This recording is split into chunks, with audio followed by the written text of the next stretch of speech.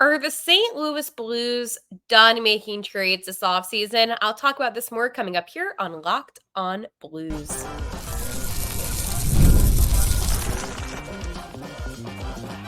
You're Locked on Blues, your daily podcast on the St. Louis Blues. Part of the Locked on Podcast Network, your team every day.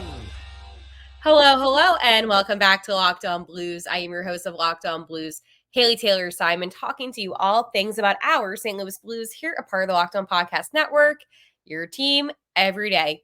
Today on Locked on Blues, I'm going to be talking about, is there any more trades happening this summer for the St. Louis Blues? The big season ahead and top 3 players right now on your St. Louis Blues. We have a lot to get into on today's episode of Locked on Blues.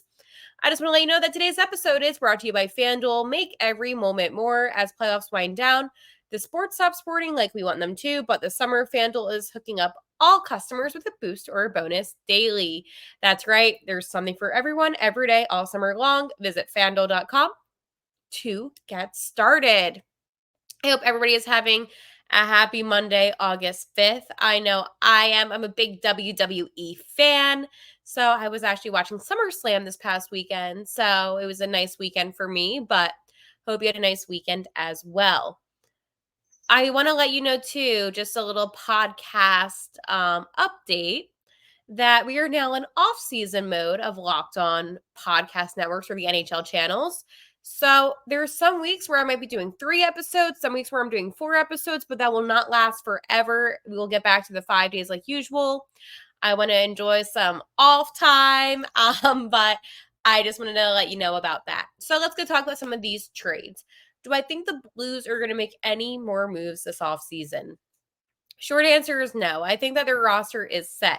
Now, in terms of moves of different players making the team, I think a guy like DeBoer Dvorsky could absolutely make the team. I mean, he spoke when development camp was over, prospect development camp that happened in early July. And he basically said, hey, it's up to me to make this team. I'm capable of doing it, and I want to do it. The thing with the St. Louis Blues, they signed the Joseph brothers. They were able to get Texier. They were able to get Suter, Foxa. That's it, yeah. So they made some nice moves. I mean, honestly, they didn't really lose much for what they got. So for me, that is valid. The reason why I proposed the question, do I think the Blues are going to make any more moves this offseason? It's because it is a realistic question. Now, I know right off the bat, I said, no, I don't see the Blues doing that. But realistically, it could be a good idea just to pick up somebody. It could be a trade. It could be free agency. It could be really anything. I would prefer something with defense, honestly. But at the end of the day, I don't think that's going to happen. Now, let's talk about it. Who is the best remaining free agents right now in the NHL? Well, we have James Van Riemsdyk. He is 35 years old, a right winger, and he just played for the Boston Bruins this past season for a little bit over $1 million. So we have Tony DeAngelo, who is high on the list too. He's a right-handed defenseman from Carolina. Again, another player that was just a little bit 1.75 million for 2 years. I would say he's like a 1-year type of player. I mean, he is 28 years old, so he's not that old. That sounds so bad. And then if we looked at, these guys are kind of getting older, and then I'm like, oh, I know, it's so sad. Nobody picked up, by the way, Jacob Van Rye yet. It makes me sad. Justin Schultz, John Klingberg. But yeah, there's really not that many guys left. It just sucks, I hate, Tyson Barrier. It just sucks. Like, there are players that honestly had really good careers and players that really did excel. But sometimes when you decline, like, teams just won't pick you up. And I do feel badly about that because I see some of the names on the list, and obviously, Jacob, I'm like, that one hurts because I'm like, dang, one of us. But obviously, it's not nice to see some of that. But hey, listen, at the end of the day, the Blues are doing what is best for them, for this team. And I feel like this too, and I didn't really touch on this a lot, was about Texier. And I want to talk about him because when we made the trade for him, I believe the trade was the trade right by the draft. Yeah, wasn't it? Yeah, it was draft day.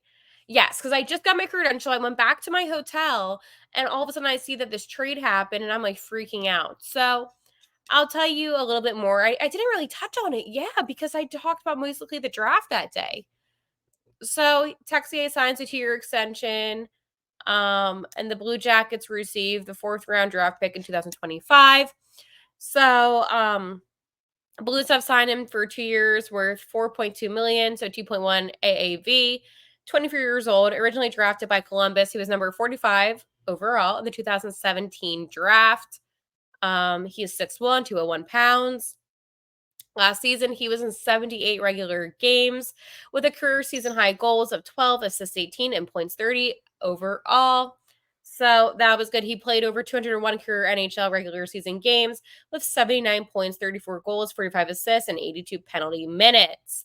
He also represented France in numerous international tournaments, including the 2018, 19, 22, and 2023 IIHF World Championships, as well as the 2017 and 2018 IIHF World Junior Championships D1A. So to sum it up, that's about Alexandre Texier. But I feel bad for not talking about him. I'm trying to do I can't do a French accent, honestly, so I'm sorry if that just wasn't sounding good. But the thing about him is, as I mentioned some of his statistics, I mean, he's not a bad player, right? I mean, 78 games is the most amount of games that he played in his time in Columbus. I mean, in 2001, 22, it was 36 games and he had 49, 36, and 2. So definitely the most amount of games. And you know what? There is a lot of improvement in his game, okay? So I do like that. I mean, he's not a bad hockey player, so that is something that I think fans should be excited about. I mean, he was a 4th rounder. What can I say? The Blues need the help that they can get, which is why I feel like he would be good on the 3rd or the 4th line, centering that. I can't say I'm going any higher than that. Obviously, it's locked in Robert Thomas, and you have Captain Braden Shen. And then things get a little bit tricky, but I mean, I think Texier will be a big help. I think that the Blues didn't give up that much for what they received. And I'm not saying that in a negative way. I think that the St. Louis Blues giving up what they gave up with the draft pick honestly is solid. I don't know what Columbus is doing. I think that at the end of the day, it is probably because they want to rebuild because they suck. And I'm not trying to be mean at all to the Blue Jackets, but they're not a good NHL team. So I feel like for that trade, it actually worked out. I really like the Suter trade a lot too. I thought that was a good one. Foxa, I like that. The Joseph brothers, that was solid. None of the trades really made me think, oh, what are the Blues doing? Because they all make sense to me. It's all about getting depth. Now, if the Blues gave up something significant, I would be upset, but they didn't really give up anything. So the Blues kind of won with all of these trades. But the thing that concerns me, though, and I don't know if I've talked about this enough about my concern, is while the St. Louis Blues did a good job in acquiring some deaf piece players, some younger guys that could be beneficial. My problem is the superstars and the players that are going to make a huge difference. And I can't confidently say any of these players that I mentioned will make that big of a difference. And I'm going to talk about that coming up. I have a whole segment on this because it has been something that's been heavy on my mind And it truly just does not make any sense to me whatsoever about what the plan is. But first, I'm going to talk about my friends at Indeed. If you need a hire, you need Indeed. Indeed is your matching and hiring platform with over 350 million global monthly visitors, according to Indeed data and matching engine that helps you find quality candidates fast. Ditch the busy work, use Indeed for scheduling, screening, and messaging so you can connect with candidates faster. And Indeed doesn't just help you hire faster, 93% of employers agree Indeed delivers the highest quality matches compared to other job sites, according to Indeed's recent data. One thing that I love about Indeed is that it is easy to use and it helps leverage over 140 million qualifications and preferences every day. Indeed's matching engine is constantly learning from your performances. So the more you use Indeed, the better it gets. Join more than 3.5 million businesses worldwide that use Indeed to hire great talent fast.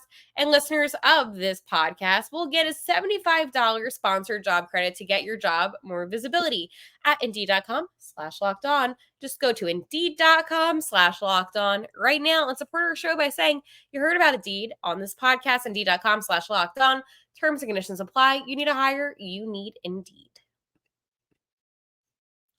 So let's talk about the season ahead. This is a really big season for the St. Louis Blues.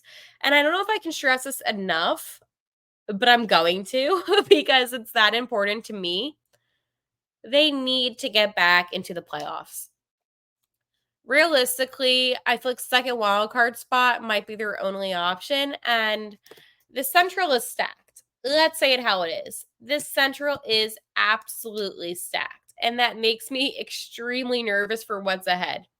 Do I think the Blues are capable? Absolutely. I think that any given team on any given day can win and be successful in hockey, especially hockey.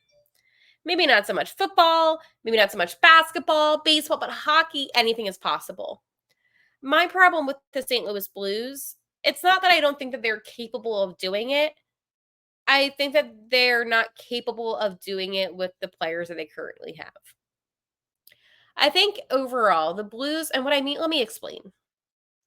The Blues are capable of being a successful team. We saw them just win the Stanley Cup 5 years ago. We've seen them, play really good hockey even this past season in some of the games. Some take that lightly, some. But the problem with the Blues right now is, again, the lack of some star players. So I think when you truly do think about what the Blues can do to be successful, it goes back to what I said earlier. Maybe get a trade or make a move with a star player. I think that St. Louis is more than capable of being a successful team. I just worry a lot when it comes to the defense. Like usual, I worry about the penalty kill, which they've been doing better in. And then it makes me worry about the power play and special teams overall, actually. I worry about our offense. And I'm not talking about our first line. I think that our first line is pretty solid. But then I think back. I think back to our third line last year. I know Kevin Hayes is no longer here, thank God. No offense, but I'm so happy he's gone. And that was a big, big problem last season was that third line. The fourth line actually held up pretty well with Walker centering, and I'm actually a big Nathan Walker fan for the Aussie. But I don't know. It makes me a little bit nervous. And I think seeing that NHL projected a lineup the other day just really made me annoyed because I'll tell you why, actually. I think it sucks. I think that Dvorsky honestly could make the team this year. I really want him to. And I know that you might say, Haley, isn't it a little bit too early for him? I'm going to say no, just because I think that he had a really good development camp. And I want to see how he does in training camp. And that's my mindset right now. I want to see how he does. I believe that he believes that he's capable of making it. He has a confidence, he has a swagger, he has this awesome energy that he can bring to the ice for the St. Louis Blues. And I do believe that he can bring that. However, I need to see how he's going to be. Maybe he's going to be super impressive at training camp and really, get us going. or maybe he's going to need a little bit more time to develop, but I do believe that he is ready from what I saw from development camp and even his play in general. I mean, this guy is a beaut. And I know that's a very typical hockey term. I know. This guy's a beaut. This guy's a beaut on the ice, yeah. But like no, like, he really is. So I'm excited to see him. But that projected lineup just rubbed me the wrong way. I mean, to disrespect Nathan Walker like that when he had a great, great, great season. And I know you have Roxa and then Roxa. Oh gosh.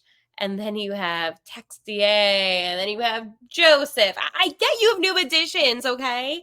But oh gosh, I don't think the NHL pays attention to St. Louis. And I don't know who I was talking to about it, but I literally said, do they not like pay attention to the Blues? Because that was one of the worst projected lineups I think I've ever seen them do out of all the NHL teams. I'm not saying I know everything about every NHL team because I don't, but I pay attention enough to know what looks good and what doesn't look good. And I was like, wow, like some of these projected like lineups look like trash. I'm honestly surprised that they had Benner starting and Hofer backing him up. Like, I guess they paid somewhat attention. And I'm not trying to come at the NHL, but it just frustrates me quite a bit because the St. Louis Blues are a team that you should not ignore. They're not a team that you should forget. They're not a team that you should look past. I mean, we are recent Stanley Cup champions, right? Like that's a fact. Um, we, yeah. I mean, listen, like I know it's actually pretty down bad, but like we were one of the like original like 12 teams. Like, okay, basically what I'm saying is I know they're obsessed with the Vegas Golden Knights and the Seattle Kraken. And I understand that they're trying to push these expansion teams. They're obsessed with Utah now, probably. I don't care. Do you think for 1 second I looked at our schedule and I said to myself, I'm so happy that our season opener is against Seattle? No, I did not have that reaction. I literally thought to myself, wow, we are against Seattle. This is annoying because it's going to all be about the Kraken all day. Oh, Seattle, Seattle, Seattle. No, not only is our season opener against Seattle, it's also during the daytime. So, like, that kind of sucks. But then it gets worse because then for the Winter Classic, of course, we're not here in St. Louis. We are in Chicago.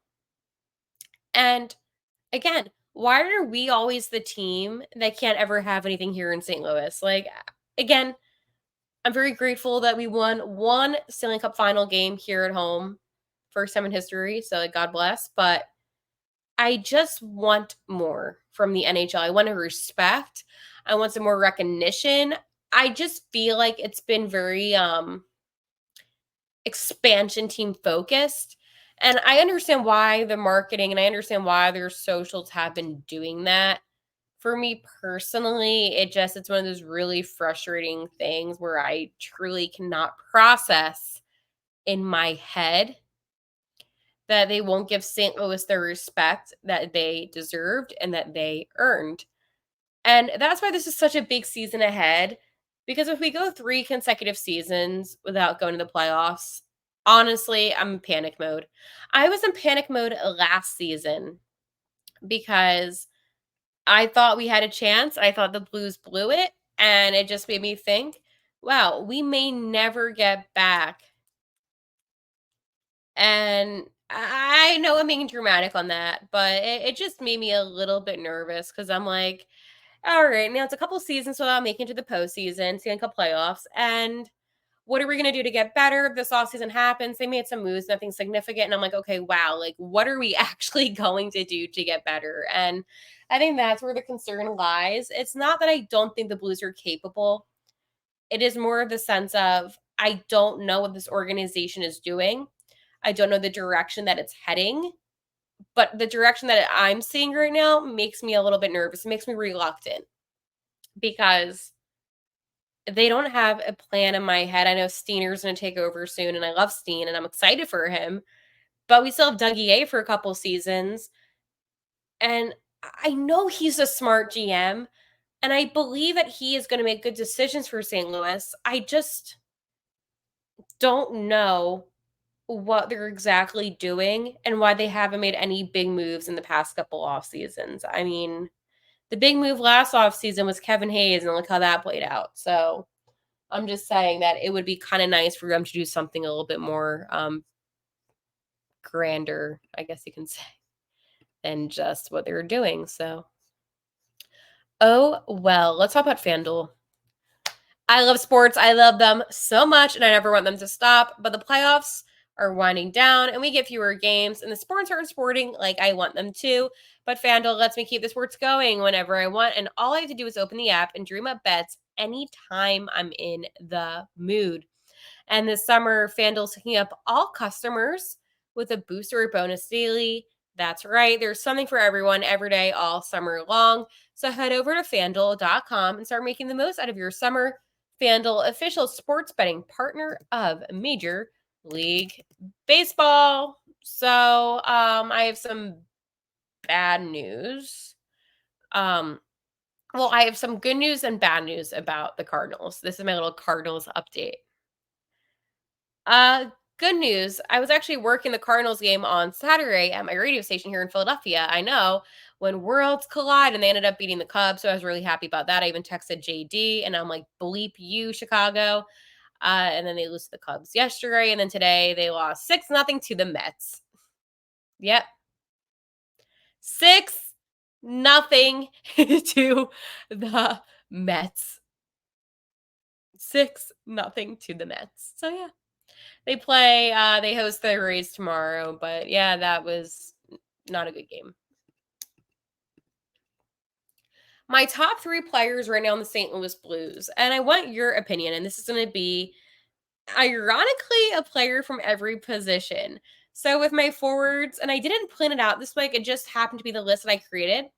Obviously, forwards, we have my guy, Robert Thomas. Boom, boom, boom. I mean, there was no denying that one.